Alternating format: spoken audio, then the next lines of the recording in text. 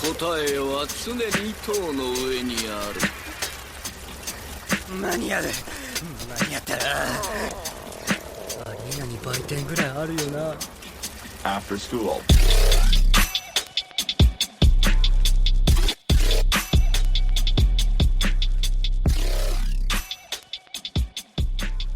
Hey everybody, welcome back to the podcast, Webtoons, of course, for today. Got a lot of stuff to unpack here, but first, let's dive into the new series, man, Hardcore Leveling Warrior. We're going through the next arc, chapters 7 through 12, as we see our characters more or less go, I guess you'd call it like a dungeon, or at least they fight a boss. It just shows our main character, Hardcore Leveling Warrior himself, that like, no, he has the skills. He's not just an asshole that used money to max out his stats and all that stuff. He has a real world experience, not just the end game now. He's been playing it for so long, he knows everything like the back of his hand. Luck is something great in that world. Like, he knows what level to get Lucky Coin on. He's got extensive knowledge, not only his, but other people's. Like, he gets called an encyclopedia at one point. And that's pretty much what every gamer needs, is somebody who knows the game they're playing. Just everything. It reminds me when Carl's played with one of our friends on Bloodborne, and wait, you could go this way? What? We're already at the boss? And he's like, oh yeah, And I think he does rely on luck a lot, right? Because the next weapon we see him use is nothing but luck. RNG. Yeah, RNGs is coming in. Especially during that final fight, too, with not even the boss of that area, but just the random guy who's trying to finish his quest. Yeah, I would say he's definitely the kind to exploit the free-to-play options. Like, he's definitely not pay to win. He's definitely cheap on that shit. Like I said, he was really greedy, and he is a really greedy bastard. So he's always going to find a way to just use and cheese everything. Like I was saying last time, it's like just like a good bridge into what a top gamer is like, what a professional is like. Like, that's where like pretty much all this knowledge comes from. Because, the game makes you money. He's basically the best at what he does. Well, climbing back to the top and starting with the high-level dungeon that they went into, the main motive for this arc was that they needed to get Dark his character class. And then they also explain, I believe at the end, like, unique traits and then the class traits. So that's like something that they're going to delve into, but the main aspect was just, basically getting Dark his first class, and then like just teaching you about what classes are in the world and what he's Dark's carrying. class and Sora's class. They're both carrying the whole time. Yeah, you're right. Sora's carrying Both of them. Yeah, like strength-wise, but Hardcore Leveling Warrior is just knows the knowledge. His brains. And all that. Yeah. Hell yeah. That's a good party to have. That's something people pay for, like just a mercenary. And that's what's happening here, right? Like, they're hiring Hardcore Leveling Warrior to basically, get this kid beefed up. They have a good team dynamic going on, and I like how Dark getting some progress in. He's getting his class items, I guess, already. No, he's learning the game. So he's leveling up little by little because of Hardcore Leveling Warrior, and this guy's such a fuck. He's like, yeah, man, let me just borrow all these skills. It's like a win-win-win for everybody. I like the arc for a lot of the skills that they show off. I think that's one of the main things about this manhwa that I love. You see a lot of really unique and intricate skills. Takes the whole like RPG aspect to the next level. After a while, like I kind of stopped really remembering that it was a game. Like, it gave me like the dot hack feeling, where you can just do anything.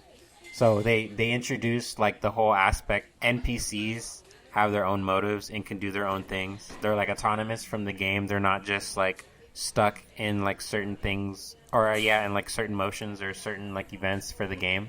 The demon that had his horns cut off, I like that it was the same girl that fucked over Hardcore Leveling Warrior. Same girl fucked over that took his horns. I liked what Gerry pointed out earlier too about him having a lot of luck. I like the little comical things that they have in this webtoon. Yeah, it's nice and subtle with the humor so far, which makes sense, especially for like this team that's here, right? There's just so much opportunities for humor, because like Sora, she's just having a fun time, like we're saying. She's always just impressed by whatever Hardcore Leveling Warrior does that seems like interesting or something that they wouldn't expect to happen. Dark's just like, whatever, loser, you're only level 15, bro, like who cares? And then Leveling Warrior's just like, but bro, I need to level up, dude, because as we find out, he's like, I don't want to live here eating tuna crackers for the rest of my life in this fucking box. I guess I just didn't think about it too much when he had a forced log out in the last arc. As Sora explains when she's doing her day-to-day life stuff, is that, oh, you play the game when you're sleeping. I was like, oh, that's interesting. I didn't expect that to be like that. I thought you just kind of like the movie Surrogate, you just kind of like sit down and log in kind of thing. But the sleep aspect's interesting. To me, it didn't look like society was affected too much by it. Because I think, like, since it's such a, as she points out, a renowned game, like, everyone's talking about it, playing it. Like Oscar said, like, people are making real money. You would think it would have a bigger impact on society. You said it. Within the entire populace of the game, 70% of the game are farmers and merchants. 30% of the game is everybody else, like adventurers and warriors, all that other stuff. The aspect that we're looking at is obviously that 30%. That's also really not the point of the webtoon. At least not yet, anyway. So I'm just guessing based on how the shot was portrayed, where Hardcore, he's stuck like on the bottom level eating crackers. Was he living in that building in the first chapter as well? No, that's not the case. Because I was thinking, like, yeah, that kind of feels like a video game thing, where it's just like, well, yeah, you get the pro gamers up top, like the Red Bull fridge and all that, and then the other gamers with the 3 views on Twitch, they stay down here. I hate how that makes sense. I don't know, his situation is unique. I mean, he's the #1 player in the world, so he was kind of like... He's different.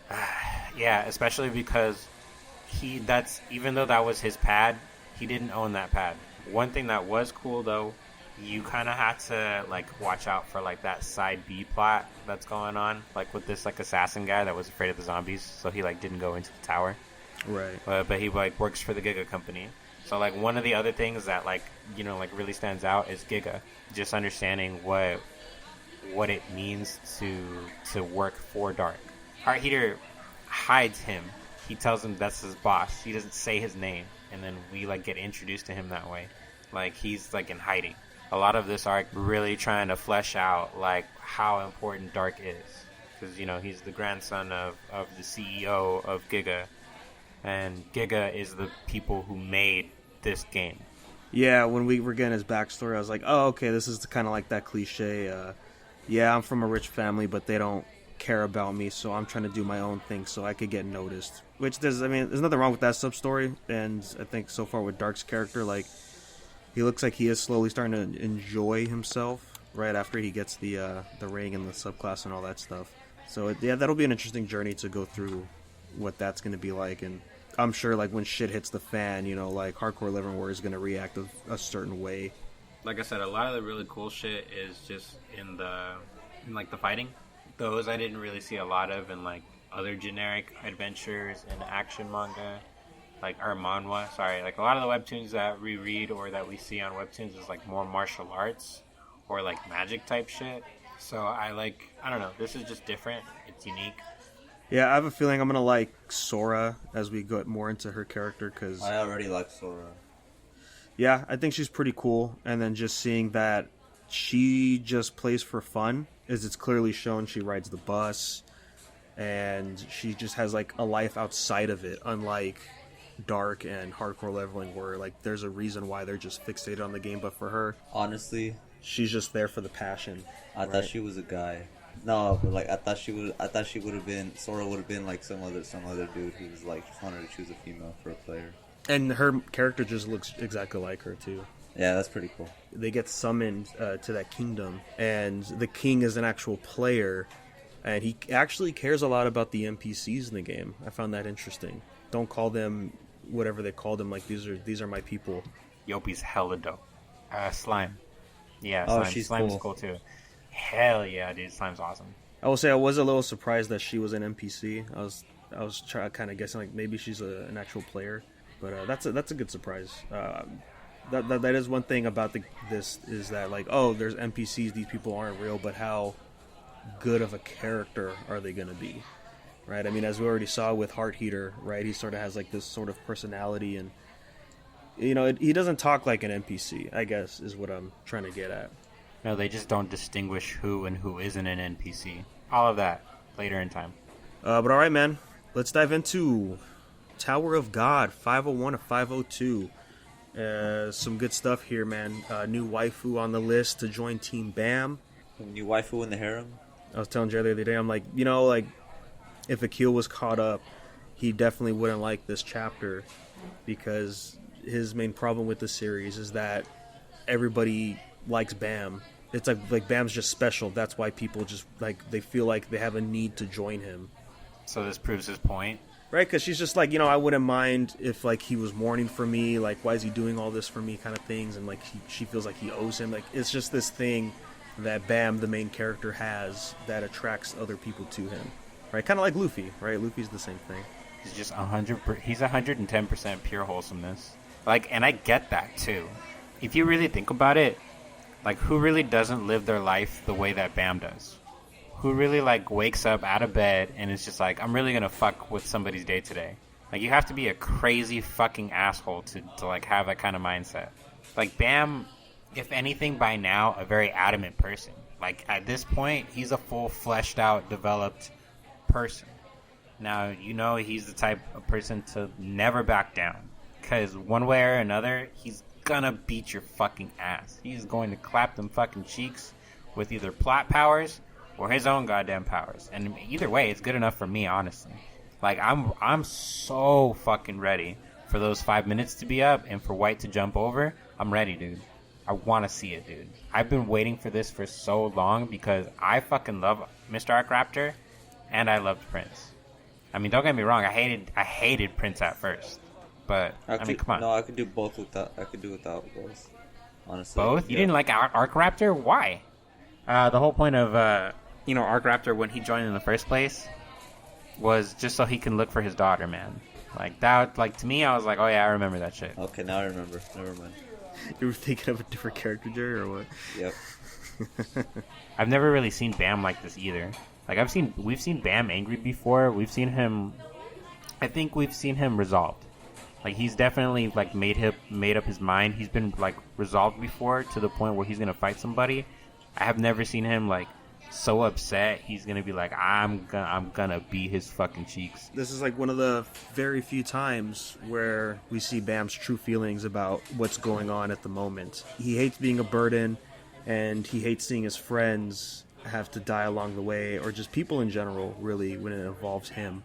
And yeah, it was finally great to hear these thoughts, and it was cool at this moment because it's somebody that doesn't know Bam, like, or his backstory. Hell, she doesn't even know that he's an irregular, right? She just asked, like, what makes you so special that White just wants you? And it's just like, I don't know, he's just crazy. That's all she really needs to know, but she could still understand where Bam's coming from and still chooses his side at the end of the day, which is, a dangerous thing in the tower where, jihad is law. If somebody like this is kicking in, then that's a problem. I liked what was going on with Yama too. I think the whole thing with, like, the fangs. So I was thinking about this. What do you think his mom is? Yeah, that's a good question. I don't know. I think she's a fucking dragon, bro. It's got to be some real shit, like either a wolf, a dragon. More likely, it's gonna be a wolf or some other kind of canine. Got like that ancestral wolf thing. Like, it could be one step over, like cats, I guess. Mm-hmm. Or lions or whatever, like the feline family. But I don't know. I just think that it's going to be something crazy. And this whole thing with the fang, I don't know. It's like Yama's version of the thorn. I thought about that because there were 3 pieces. So Yasuracha has one. I guess Yama had one to himself already, as the way that Doom explained it. And then Doom gave him his own. I don't know. We're going to see him, like, activate his fucking fang thorns, I guess. I wonder how that's going to make him look, if he's going to be, I guess, anywhere near the way that, Yasuracha was, like that Warframe looking thing. Yeah, I wonder if his Yama's quote-unquote full transformations hints at anything that he's connected to, like what his mother is. I guess, yeah, it's a very shonen thing. You are the stronger one because you have more passion and struggle or whatever. But I'm okay with it. That just means Yama's going to come in. We're going to get some cool transformations, and I think it makes sense for Yama to be the one to get revenge over Doom, just because Yama's more of a character compared to Doom, and then it just feels more personal, right, because we've been with Yama longer. Fucking Yasuracha dropping that shocker. Yasuracha's a bitch. We don't have to say mom. Wasn't that kind of obvious, though? I mean, they all had different hair color. But it's that anime. that don't mean shit. You know it. You're absolutely right. But it also didn't surprise me. Yeah, I guess. Like their transformations like were nothing close to each other. And I'm like, yeah, that's just Tower. Right? Like sure they're the same breed, but it's just like actually here's this subcategory. Jesus. And it would just go like that. It was cool to see Hockney, get the spotlight in these chapters too. And then finally the last little subplot we finally get to see Vankill again. And as we find out, she's teaming up with the sniper that was attacking them. The Lopobia ship is linked up the whole time while they're there. So it's like Yasuracha's really just having fun. And if things go south, he could just bring in the heavy hitters whenever he wants. So it truly is a game at the end of the day.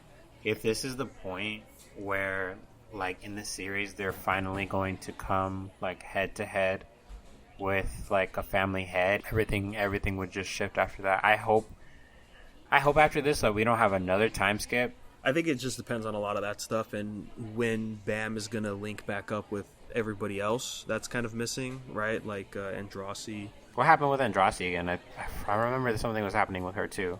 She's in like trouble right now, right? Or is that all resolved already? I'm not going to say because it's been too long. I don't Yep. remember. I'm just waiting for the big climax for this and then just see where we go from there. That's all I kind of want to know. Let's go ahead and let's dive into viral hit, dude. A lot of stuff here, man. Chapters 78 to 79. We're starting off strong with our boy Wang just kicking ass, taking out all these people while Rumi's like, you know what? I don't know why I'm sitting here listening to this music, but hey, you know what? It's good music. And then with the surprise of this guy Dong, big boy here, Hoss Boss. Big Dong, bro. Big Dong, aka the former boxer that was in the same juvenile place as Wang. And I can't help but see the similarities from this and Lookism, where we got the J. Kim flashback stuff of him in prison and saying like, oh well, but look at Gun and what he did, and then Jay coming in and just doing it better. It's like almost the same thing here with Dong and Wang. But we get a cliffhanger because 244 shows up and then everyone's just gone by the time Rumi's done listening to the music. I really fucking hate, like, 244 is, like, I feel like it's not really a mystery how he fights. He just fights dirty. Not really a mystery. So I don't really understand, like, why, like, we're gonna have to... My point of view is we know he's, like, corrupt. I liked and disliked the fact that all of a sudden the one person in the entire world just so happened to have been his fucking boss, his manager, supervisor, whoever the fuck, and just so happened to have gone to the same prison. Like, all of that fucking bullshit could fly right out the window with that for me. But remember, he hires them because, honestly, because of 244's personality, and he needs those type of people. And then with Dong, as he said to Wang in the last chapters, that like, I feel for you, man. You went to juvie in this place. Yeah, I understand. It's hard to get a job with a record. That's why I try to hire people like us, kind of thing. So yeah, I mean, it is a small world, but I think that's what makes it worth it, right? Investing into these characters. My only dislike between these chapters was just, I don't know, his existence. Like, and the fact that he just so happened to be there. Like, it is what it is. Like, I'm moving on from that. But aside from that, the fight was really cool. I did like the fight. I liked how he copied Hoban. And he is just like, I know what it is, bitch. That was awesome. Yeah, it reminded me of our boy, I'm forgetting his name. Hoban? The sumo. No, the sumo guy. Why am I forgetting his... Mang. Oh, Mangi. Mangi? Yeah, how, like, he had to learn that he's limited in his abilities. And just like Wang, he realized he was limited when he fought Hoban. Because, like, they both lost to an amateur who utilizes their weaknesses. So he's like, okay, just have to counter that. That was good. I want to see what happens because, again, it's just a big cliffhanger, and I was not expecting Wang to just go missing because I thought we were going to get more moments of him and Rumi to get closer to each other. But I guess this is also a way of doing that too. But yeah, moving on to the second story plot here with our boy Hoban and Bomi finally getting a lot of screen time with these ones. And we get the flashback with Bomi of how she met Hoban, and it's not what I thought it was, right? Where they were friends in high school, in middle school or whatever, but they did meet when they were in middle school. And all I could say about flashback Hoban is I told Gerry, where I said, why is Hoban like such a better character in the flashbacks than he is in present day? Why did this character develop in a flashback? Well, yeah, because like he was very mature and like everything he was saying, it's just like, oh wow, like this is really strong character work here for Hoban. Like you never saw any of this in present day Hoban, really. Mainly just frustration and goofing off and stuff, but I think it makes sense because the line that's very important is him saying to Bomi, you know, I didn't want to grow up. That was because he kept worrying about his mom and the bills and everything like that, right? That's what made Bomi like fall in love with him. And then just seeing him become goofy now, I think makes sense for his character because he doesn't have to worry anymore about money and stuff. Thanks to Viral Hit, he's making all this money. And now his mom's out of the hospital, so they don't have to pay the bills that much anymore, right? Just the visits and all that stuff. So that's a good way of bringing his character full circle. I was liking it. So what you're saying is, and from what I feel like you're saying is, the freedom that he has now is just a way of him enjoying like all the money that he's given, and it just basically in turn gives him that same freedom. So like it just makes it, like you said, a full circle, right? Well, now he could be a kid when he couldn't when he was that age, right? He had to grow up at a younger age, but now he doesn't have to worry about that anymore. He could live those moments he missed. And that's why he's always goofing off with everybody. Even the way he talks, like I said, like it's funny how he talks. Like Rumi, don't let this one go. You know, like it sounds like he's, you know, just being a kid goofing off, but there's that subtle maturity. Yeah, interesting flashback, and I gotta say, it's getting steamy in this quote unquote. I don't remember what they call like the gaming room or whatever, the little karaoke spot they're in.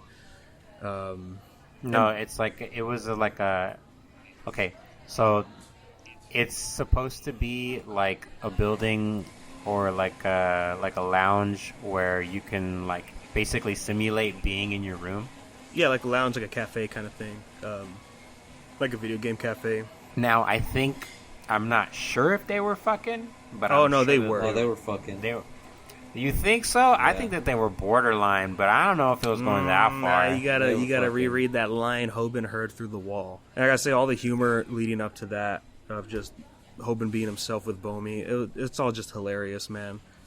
It was really good stuff. And surprisingly, Bomi being assertive here, I don't think Hoban's gonna remember her at all. I don't think, because that was just such a wild roller coaster of a time in his life that I don't think he's really going to remember the one girl he only talked to twice, really, right? Because she was just, you know, loving him from a distance until one day he just stopped showing up at the hospital. And she kind of just let go until she saw him working at the fake McDonald's. And says, like, oh, I need a part-time job so I could get closer to him.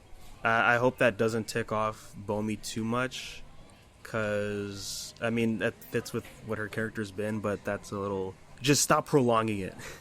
If Bomi's going to be assertive at this point, but then back off because he doesn't remember her from 3 years ago, I'm like, come on. That's weak sauce. Rumi could, you know, tag in Tyhoon to help them, too, because... You know, I mean, Gale can fight, but I don't know if she could, like, handle herself with all these ex-juvenile people, especially with Dong being there. Like, I'm sure Wang's gonna get a rematch with Dong and whoop his ass, but, you know, before then, they're gonna need some muscle. And I'm sure it'll be Tyhoon, because I don't want it to be my boy Mangi, because it'll be great for him to shine, but, you know, he's gonna get that realization that, you know, Rumi's looking at Wang, and that's just gonna be sad. So right on, man. Finally, let's dive into Lookism. Man, lot of emotions kicking into these chapters. 352 and 353. Again, the climax of this meeting that Eugene set, talking about trying to take down the other affiliates. But, you know, we're at a standstill here. We have two factions. There's about to be a big brawl going on. But he says, let's stop. Just give me Johan, and we could just, settle. We could just end it now, and then we could just all move on. All the fights, I kind of wish they lasted just a little bit longer, just to see more stuff, because I wanted to see more Vasco, right? Because like they've been really hyping him up, and we just keep getting cut short every time. Like, because Jake and Gerry just give him recognition. Like, man, he's not the punk kid that we knew from before. And I'm like, yeah, let's finally see it. And then Zach, being the crybaby he is, actually throwing some decent hits. And like really going dirty boxing, right? And I like it because it's different from what everyone else is doing too. That's the big selling point in this for me with Lookism, is that everyone's fighting differently. I like Zach when he's at the bottom, when he's just like, why are you hitting me in the face, bro? He's at the bottom. He's been at the bottom. That's what I'm saying. Now he accepts it. Now he's at the bottom. Yeah, exactly. Now he's like, I am one with the bottom. Like, fuck it. Like Bane. Bottom tier. I was born from the bottom. You were just molded by it. I'm born to suck. I was born to suck.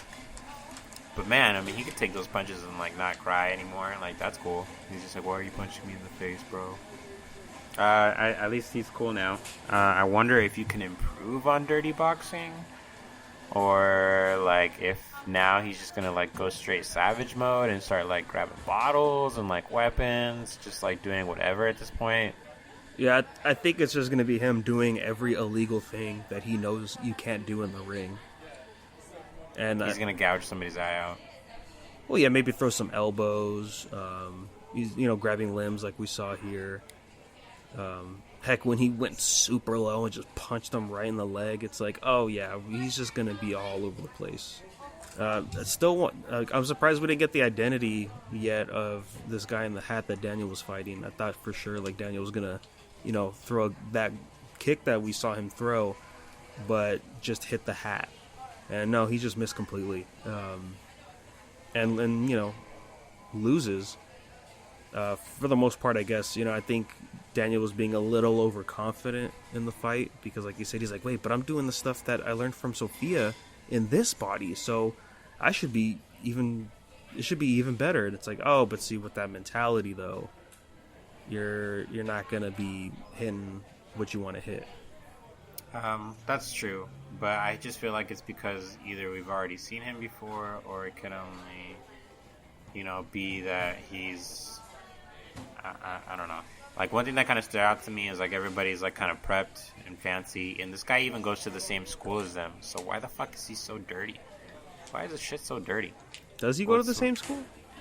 Yeah, like in the flashback, not the flashback, but like Eugene like talking about like why that big black guy with the afro is there, and then that other guy with the cap is there. He's like, you guys are the only guys that I could trust at the school. We're gonna take down Cho and blah blah blah and all this other stuff. Oh, I guess I didn't piece that was Jay High in the flashback. So, I don't know, man. Like, I was just thinking to myself, like, there has to be something with the way that this kid is dressed. Like, I feel like either we've probably met him before, or I don't know, he might like be like shit poor and like be like Daniel's neighbor or some shit like that. And I mean, what you were saying a couple episodes ago, was more and more seeming to be correct. Daniel's so far hasn't gone back to being fat. He's gonna stay that way for the foreseeable future. So who knows? Like, he's still working out. If we're true, I think the only reason why he kept being fat was he was overeating. Well, yeah, because he became a mukbang channel on K-Twitch. Which? Well, that, and like, I don't know if you remember during the Sophia, like, little Sophia things, but like one of them was just like, we've been training for weeks already, why haven't you lost any weight? He's like, I don't know. And he's just like, I always like try to work off, especially after I eat again when we're done working out. And like, she like just wasn't aware that he was just eating all the time. So it's like, to me, it's one of those things where you won't see him eat, but he eats, and you have to assume that he eats a lot. And I feel like this isn't a habit that he broke, even being skinny. And this is something that he has to keep in check all the time. No, he did break the habit. It was right when we first saw him when he was super skinny. He was in the club, and he was talking about calories and all that stuff. that he learned from Sophia. Like I said, for the foreseeable future, like that's just the way he is now. Like I'm not saying that he will eventually go back to being fat. I'm just saying like the way that they used to play off him staying fat was for comic relief, just because they joked about how he would eat and you never see him eat. You know what I mean? That guy would eat. Yeah. Well, he only really ate like that for the streams. Like he never used to eat a lot like that. But it's like, oh, I could actually get, But he's always paid had an for appetite this. like that. He's a fat kid, so he's just like. Yeah, but like the amount of food we would see him eat, like deliberately, He's like, what happened to my food? It was never like that before the streaming. Hey, who ate all my chicken? Yeah. But yeah, he definitely won't be doing that now because, Now he has a purpose. as we see with the brand new arc for one Daniel Park, is that now he is working with workers in his Red X arc that Robin went through in Teen Titans. Alright, I fucking knew you were gonna pepper that in. I had to bring it in, man. I had to bring that in. The similarities, dude. Yeah, so this is going to be interesting, man, because what does that mean for Vasco and Zach, right? What are they going to tell everybody else at school, that knows about the affiliates and all that stuff? Like, are they going to treat Daniel different? And we're going to get a peek at what the second affiliates are going to be doing and stuff. A lot of exciting things to come into the future. There was even that great scene where all the cars are following them, and it's like, oh, this is straight up just a Yakuza scene from Kiwami during one of the cutscenes. Like, we're now, since, and Daniel's wearing, like, that fresh suit, dude, like, we're playing with the big boys full time now. Like, this is, like, the next big shift into the series. Well, I'm just looking forward to seeing what kind of shift this is, because, I mean, it's not like we haven't already got our fill of delinquent or gang. Very exciting arc coming up. Yeah, I wonder if we're even going to get any downtime with this one. We're definitely going to see some like character development stuff going on. So you mean they're going to be back at school for a while, hopefully? That's what I think. Like maybe for just like one or two chapters, just kind of like catch everybody else up. But Pac hasn't even been doing that in between the other arcs. Like we saw Zoe and like the other and Mary and the other girls, but it's like just for one panel because they were out doing karaoke because they were gonna get jumped. So I don't know. And plus, the whole thing of, oh hey, I'll tell you who James Lee is. So that's the biggest driving factor right now is we're gonna finally get the answer of what this identity that Charles gave Daniel all those arcs ago. Yeah. I wonder if that means. I hope that means we're gonna see Crystal, because now if we're just focusing purely on a specific affiliate again, maybe like she's gonna come in, and with DG there too. It's still kind of up in the air for information. That was a smart move on Daniel too, for just like refusing that. Choosing Eugene when he already got DG. I feel like DG's more trustworthy now that he put him in that light. Where like somebody to rely on, but I don't think DG will give it to him like that easily. Even though he did tell him like, yo, let me tell you who this is. Yeah, overall, man, excited for all these series, see what we're going to get into. As always, man, hasn't really dipped down in the quality for this stuff. I'm really liking that. Yeah. And the music, it's crazy. Music's still popping. And it felt appropriate for this, now that we're out of the DJ stuff. We're getting some varying music here and there, hopefully. We'll see with the new arc, if we still do the music, but I wonder how Yakuza it's gonna feel, It's feeling pretty Yakuza already. Mm-hmm. Now that workers showing their face. Fucking Jake is on the wrong side though. Yeah, that part really sucks. But I think, I don't remember when I said it, but I'm sure once he finds out that either Sinu's lying or not Sinu, either Samuel's lying about Sinu or like something else goes on, then he'll have to switch sides, and maybe he'll help Daniel at the end of Second Affiliates to escape that place once Daniel does what he needs to do there. I can see that happening. With that, guys, just say we could wrap up today for this episode. Thanks for listening as always. If you have any questions, comments, unversedpodcast@gmail.com. You could bring those up on the next episode as always. Hey, bless you, man. Bless you.